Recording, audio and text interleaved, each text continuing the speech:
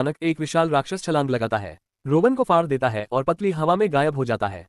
बुधवार उसके क्षत विक्षत शरीर के ऊपर खड़ा है और वह चित्रण देखता है जो उसकी मां ने कथित तौर पर उसके लिए बनाया था। इसके तुरंत बाद शेरिफ के नेतृत्व में पुलिस अधिकारी रोवन के शव की तलाश शुरू करते हैं, लेकिन उसे ढूंढने में असमर्थ रहते हैं। जैसा कि अपेक्षित था, शेरिफ को रोवन पर हमला करने वाले एक राक्षस के बारे में बुधवार के बयान पर विश्वास नहीं है और उनका मानना है कि यह नेवरमोर छात्र था। एक अधिकारी उनकी बातचीत में बाधा डालता है और आश्चर्यजनक रूप से हम रोवन को देखते हैं जो बिल्कुल जीवित है। जब बुधवार उसके कमरे में आता है तो उसने देखा कि उसका रूममेट एनिड पोकअप प्रतियोगिता, एक वार्षिक नाव सवारी खेल में बहुत व्यस्त है।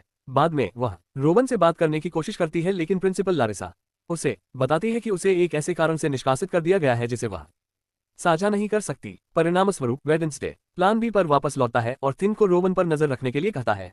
इसके बाद दृश्य रोवन के सामने आता है जो ट्रेन स्टेशन पर आ गया है और थिन उसका बारीकी से पीछा कर रहा है। आसपास का निरीक्षण करने के बाद वह चुपचाप शौचालय की ओर जाता है और अपना रूप एक बूढ़े आदमी की तरह बदल लेता है। दुर्भाग्य से थिन उसका ट्रैक खो देता है और इस परिवर्तन से चूक जाता है।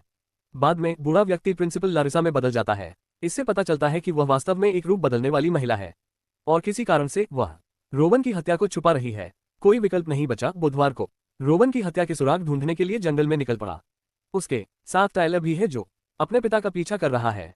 थोड़ी देर बाद उसे रोवन का चश्मा मिलता है और जैसे ही वह उसे उठाती है उसे एक दृश्य दिखाई देता है। दृष्टि में वह एक बैंगनी किताब देखती है जिससे रोवन को चित्र मिला। बिना समय बर्बाद किए वेडनेसडे ने अपने क्लास टीचर से किताब के बारे में पूछा और बाद में पता चला कि यह किताब नाइटशेड नामक पुराने छात्र समाज की थी। हालांकि सोसाइटी लंबे समय से बंद है। स्कूल के बाद बुधवार किताब ढूंढने के लिए रोवन के कमरे में घुस जाता है। उसे अपने बिस्तर के नीचे एक मुखौटा मिलता है, लेकिन इससे पहले कि वह जा पाती जेवियर आ जाता है। ये पता चला कि वह रोवन का रूममेट है। बुधवार जल्दी से बिस्तर के नीचे छिप जाता है और ठीक उसी समय बियांका भी अपने पूर्व पति से मिलने पहुंचती है। वह उनकी बातचीत सुनती है और उसे पता चलता है कि बियांका आगामी नाव सवारी प्रतियोगिता में एनिड को कुचलने की योजना बना रही है।